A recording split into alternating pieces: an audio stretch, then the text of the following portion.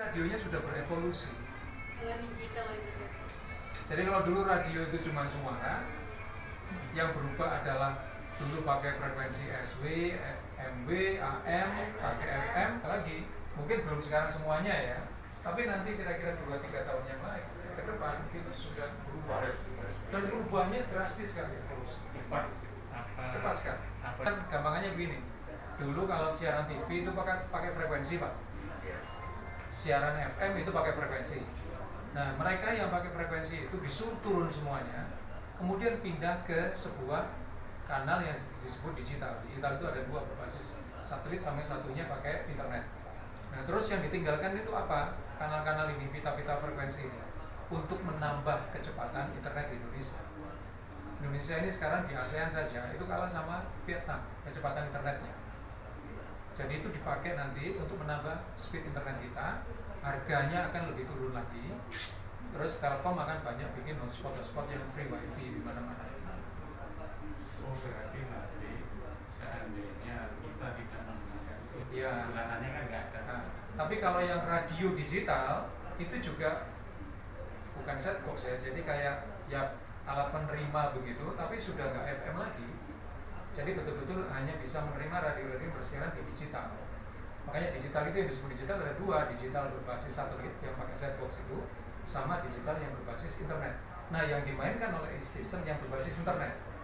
Kenapa? Karena semuanya sekarang sudah pakai internet.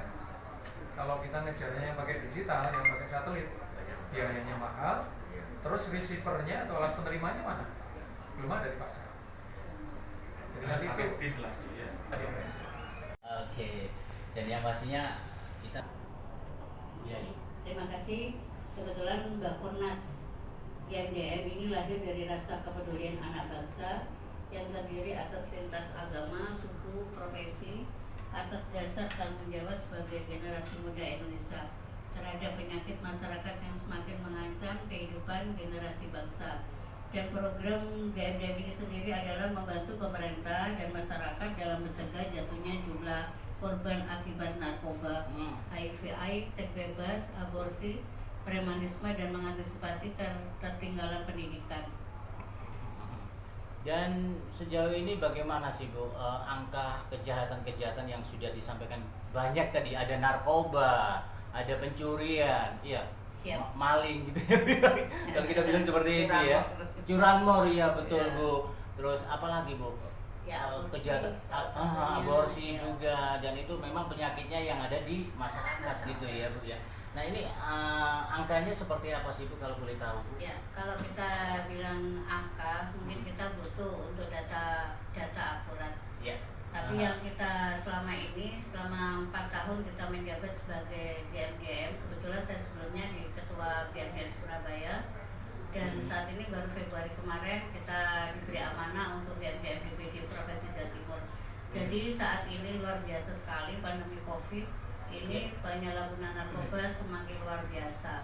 Dari penyakit-penyakit seperti aborsi, terkait sama perampokan dan yang lainnya adalah salah satu penyebabnya yaitu ketergantungan penyalahgunaan narkoba.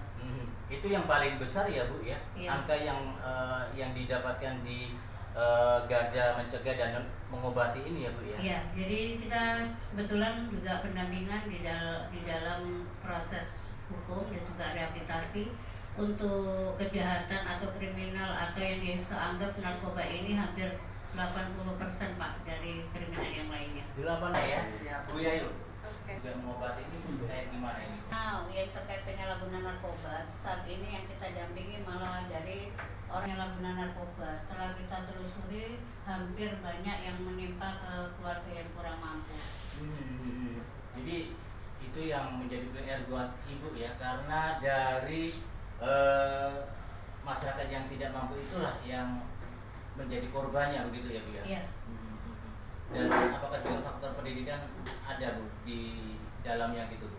Ya, kalau faktor pendidikan ini juga salah satu misi dan visi GMDM, yaitu untuk bisa membantu pendidikan yang tertinggal. Kadang-kadang dari faktor lingkungan dan keluarga, salah satu dari penyebab dari penyalahgunaan narkoba. Oh, Iya. gitu ya. Penutupan Doli Pak. Oh, penutupan Ya, Doli. penutupan Doli Iya, kan iya. sebagai koordinator DAI waktu itu Pak Dekarwo Jawa Timur ya Pak ya.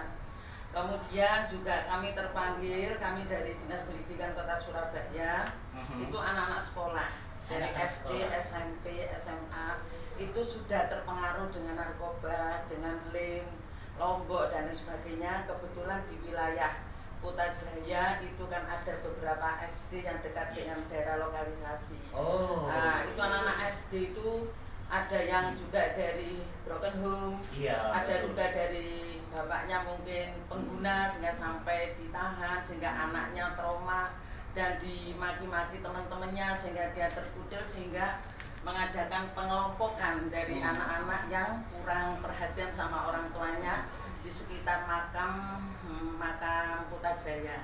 Padahal Aku di GMDM ini untuk sama-sama untuk buat masyarakat lebih aman sehingga kami bisa mendampingi masyarakat itu tidak terus ke sana terutama anak-anak didik kami.